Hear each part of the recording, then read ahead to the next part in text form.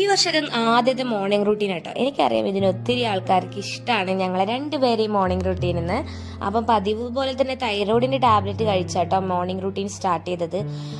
ഇന്ന് ഞാൻ വെള്ളയപ്പം ഉണ്ടാക്കുന്നത് ആദ്യമായിട്ടാണ് ഞാൻ ഉണ്ടാക്കുന്നത്. അതുകൊണ്ട് തന്നെ ഇന്ന് അടപടലിൽ അത് ഫ്ലോപ്പായിരുന്നു.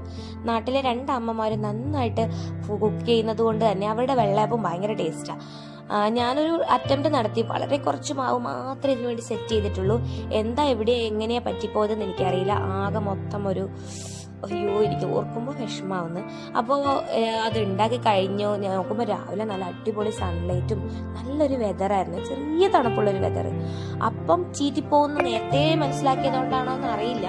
ഞാനൊരു പപ്പായ അതിനിടയിൽ കട്ട് ചെയ്ത് കഴിച്ചു. മോർണിംഗ് തന്നെ പപ്പായ കഴിക്കുന്ന ഹാബിറ്റൊന്നും എനിക്കില്ല, പക്ഷെ അങ്ങനെ സംഭവിച്ചു. നല്ലതിനായിരിക്കും.